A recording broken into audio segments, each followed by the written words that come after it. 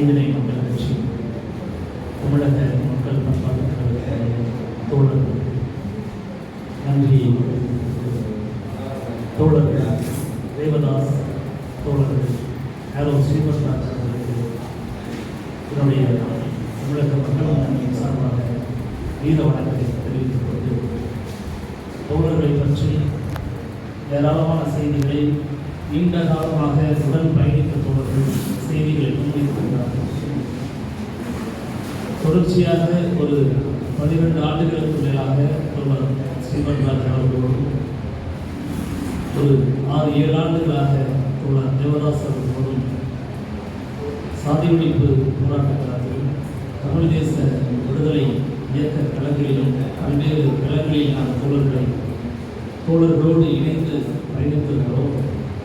தேவகோட்டை பகுதியில் பல்வேறு இயக்க நிகழ்வுகளை ஜனநாயக மக்கள் கூட்டமைப்பு என்கிற ஒரு கூட்டமைப்பை உருவாக்கி, அந்த கூட்டமைப்பின் வாயிலாக தேவகோட்டை நகர்ப்பகுதி மட்டுமல்ல, தேவகோட்டையை சுற்றி இருக்கிற பல்வேறு கிராமங்களில் நடக்கக்கூடிய உழைப்பு மக்கள் மீதான ஒடுக்குமுறைகளை எதிர்த்து, ஒடுக்கப்பட்ட மக்கள் மீதான தாக்குதல்களை, உரிமை பறிப்புகளை எதிர்த்தும் தொடர்ச்சியாக இந்த பகுதியில் தோழர் நீத்த பாண்டியன் உள்ளிட்டு, தோழர் பெரியார் பேரவையினுடைய தலைவர் நாகேஸ்வரன் தோழர் உள்ளிட்டு, தோழர் அரிமா தோழர் உள்ளிட்டு, பட்டுக்கோட்டையிலிருந்து வருகை இருந்திருக்கிற தோழர் தங்கக்குமரன் அவர்கள், சுதுமேஸ்வரர்கள், தோழர் பெரியார் உள்ளிட்ட தோழர்கள், தோழர் மாணிக்கம், தோழர் மெய்யப்பன் உள்ளிட்ட தோழர்கள் எல்லாம் இந்த பகுதியிலே தொடர்ச்சியாக ஒரு ஜனநாயக மக்கள் கூட்டமைப்பை உருவாக்கி பல்வேறு வேலை திட்டங்களை முன்னெடுத்தோம். அதில் முதன்மையாக பணி செய்த தோழர் ஆரோ ஸ்ரீபத்நாத் அவர்களுடைய இழப்பு இந்த பகுதிக்கு, இந்த பகுதியில் இருக்கக்கூடிய ஜனநாயக உரிமைக்காக குரல் கொடுக்கக்கூடிய தோழர்களுடைய ஒரு வலிமையான போராட்ட களத்தை அடுத்த கட்டத்தை நோக்கி நகர்த்தி செல்வதில் ஒரு பேரிழப்பு ஏற்படுத்துகிறோம். எனவே தோழர்கள், இந்த இடத்திலே கூடியிருக்கிற தோழர்கள், நாம் எண்ணிக்கையில் குறைவாக இருந்தாலும் வலிமையான ஒரு மார்க்சிய, பெரியாரிய, அம்பேத்கரிய தமிழ் தேச விடுதலை கோட்பாட்டை நாம் உறுதியாக ஏற்றிருக்கிற தோழர்கள், கடுகு சிறுத்தாலும் காலம் குறையாது என்கிற நிலையில் நாம் எண்ணிக்கையில் குறைவாக இருந்தாலும் இந்த சமூகத்தில் ஒரு மிகப்பெரிய மாற்றத்தை, ஒரு அடிப்படை மாற்றத்தை, சாதி ஒழிந்த தமிழ் தேச விடுதலை குடியரசை உருவாக்குவதற்கான, தமிழ் தேச விடுதலை என்பதும் சாதி ஒழிப்பும் தவிர்க்க முடியாதது.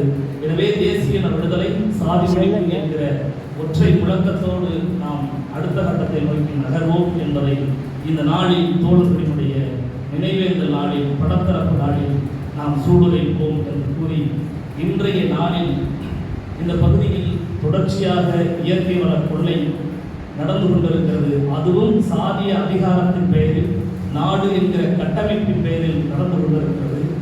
அண்மையிலே நடந்த சட்டமன்ற தேர்தலில் கூட சில சுயேட்சை வேட்பாளர்கள் மீது ஒரு மிரட்டல் இருந்தது.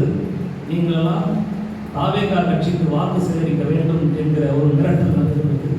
அந்த மிரட்டிய நபர் யார் என்று சொன்னால், இந்த பகுதியிலே நடந்த உஞ்சனை கலவரத்தில் 5 படுகொலைக்கு காரணமாக இருந்த உஞ்சனை அம்பலம் என்று சொல்லக்கூடிய ராமசாமி அம்பலம் என்பவர்களுடைய மிரட்டல். அந்த மிரட்டல் அவர்களுடைய அடியாட்கள் தான் இன்றைக்கு சிங்கமுனரி பகுதியிலே, மலம்பட்டி பகுதியிலே ஒரு கல்குவாரி அமைக்கிற போராட்டத்தில் அந்த பகுதி மக்களை, வழக்கறிஞர்கள் மீதான தாக்குதலை நடத்தியிருக்கிறார்கள்.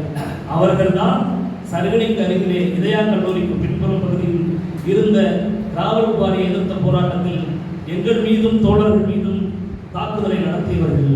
தொடர்ச்சியாக உஞ்சனை கலவரத்திலிருந்து இன்று வரைக்கும் எளிய மக்கள் மீதான, உழைக்கும் மக்கள் மீதான, ஒடுக்குமுறையை எதிர்த்து போராடுகிற போராளிகள் மீதான, பொதுமக்கள் மீதான தாக்குதலை நடத்தி கொண்டிருக்கிற இது போன்ற அதிகார வர்க்கத்தில் அமர்ந்திருக்கிற கூட்டங்களை நாம் இயக்கங்கள் எதிர்கொள்ள வேண்டிய தேவை இருக்கிறது. அதற்காக ஒரு வலிமையான ஒரு கட்டமைப்பை மார்க்சிய நோக்கில் பெரியாரிய, அம்பேத்கரிய இயக்கங்கள், தமிழ்தேசிய இயக்கங்கள் வலிமையாக கட்டமைக்க வேண்டும்.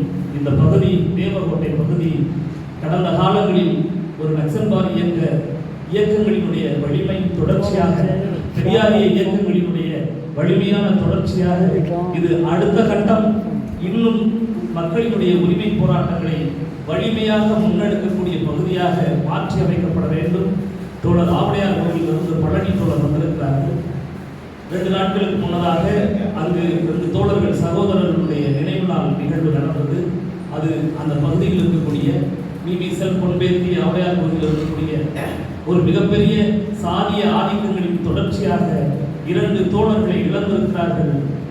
அந்த தோழர்களுடைய நினைவேந்தல் நாள் 2 நாட்களுக்கு முன்னதாக நடந்தது.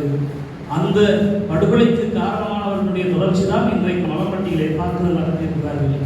எனவே எங்கு பார்த்தாலும் அதிகார வர்க்கத்தில் இருக்கிற இந்த கூட்டம் ஆதிக்க கூட்டம், அதற்கு பின்னால் ஏகாதிபத்தியங்கள் இருந்தாலும் கூட, அதற்கு பின்னால் இருக்கக்கூடிய நில உடைமையாளர்களுடைய அதிகாரம் இருந்தாலும் கூட, இந்த சாதியும் அங்கு மேலாண்மை செலுத்துகிறது. அதன் வாயிலாக அவர்கள் உழைக்கும் மக்களுடைய உரிமைகளுக்கு எதிராக ஒடுக்குமுறையை திணித்துக் கொண்டிருக்கிறார்கள். எனவே இன்றைய காலத்தின் கட்டாயமாக ஜனநாயக இயக்கங்கள், அம்பேத்கரிய இயக்கங்கள், தமிழ் தேசிய இயக்கங்கள், மார்க்சிய பெரியாரிய இயக்கங்கள் வலிமையாக சிறு சிறு முரண்பாடுகள் இருந்தாலும் அதை கடந்து வலிமையாக கட்டமைக்கப்பட வேண்டிய நேரம் இன்றைக்கு தவிர்க்க முடியாததாக மாறியிருக்கிறது. அதற்கான தேவை இருக்கிறது. அந்த வகையில் நாம் அனைவரும் சிறு முரண்பாடுகள் இருந்தாலும் அதை கடந்து நாம் ஒன்றுபடுவோம், வலிமையாக முன்னேறுவோம், இந்த பகுதியில் ஒரு வலிமையான கட்டமைப்பை உருவாக்குவோம் என்பதை கூறி, வருகிற ஆகஸ்ட் 9ஆம் தேதி தமிழக மக்கள் முன்னணியின் சார்பாக புதுக்கோட்டையிலே ஒரு மாபெரும் மாநாட்டை நாம் திட்டமிட்டிருக்கிறோம். மாநிலங்களினுடைய உரிமை பறிப்புக்கு எதிரான மாநாடு. அந்த மாநாட்டின் வாயிலாக இன்னும் ஏராளமான இயக்கங்களை, தமிழ் தேச விடுதலையை பேசுகிற, சாதி ஒழிப்பை பேசுகிற ஏராளமான இயக்கங்களை வலிமையாக நாம் ஒன்றிணைத்து இந்த சமூகத்தை அடுத்த கட்டத்தை நோக்கி நகர்த்துவதற்கு இந்த நாளில் சூளுரைப்போம் என்று கூறி வாய்ப்புக்கு நன்றி கூறி விடைபெறுகிறேன். நன்றி. அடுத்தபடியாக பெரியார் திராவிடர் விடுதலை கழகம் நினைவேந்தல்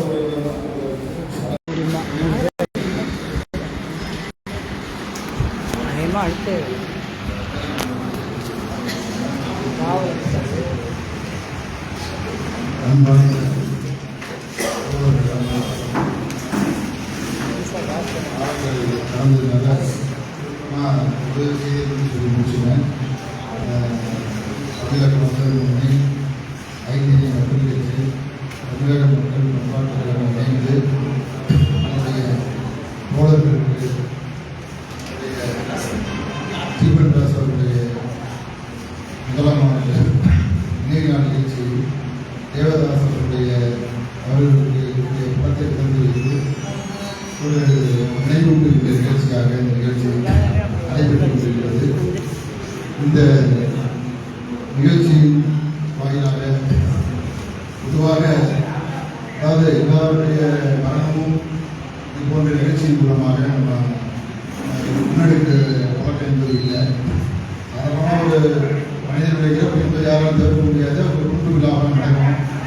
ஆனால் இந்த தீபன் தாஸ் தேவதாசருடைய இந்த நினைவு நிகழ்ச்சி ஏன் நடக்குது அப்படின்னா, யார் ஒருவன் நம்முடைய குடும்பத்தை தாண்டி மற்றவர்களுடைய துன்பங்கள் மீது, துயரங்களின் மீது, ஒரு சமூகத்தின் மீது ஒரு மாற்றத்தை ஏற்படுத்த வேண்டும் என்று யாரெல்லாம் நினைக்கிறார்களோ, அதற்காக போராடுகிறார்களோ, அதற்கெல்லாம் நம்முடைய வாழ்க்கையை தியாகம் செய்கிறார்களோ, அவர்கள் வரலாற்றில் போற்றுதலுடையவராக இருக்கிறார்கள்.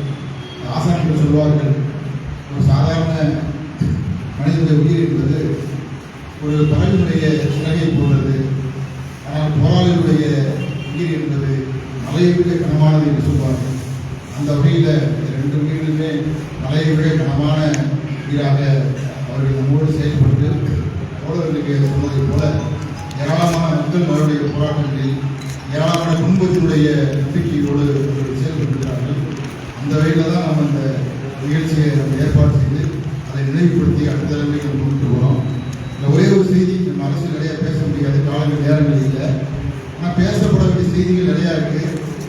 இன்றைக்கு ஒரு அதாவது குறிப்பாக இந்த தேக்க நிலைகள் இருக்கு. இன்றைக்கு தமிழகத்தில் முல்லை, குறிஞ்சி, நெய்தல், மருதம் என முறைமையில் செய்ய முறைமைப்படுவேன். முல்லையும் குறிஞ்சியும் முறைமையில் திரிந்து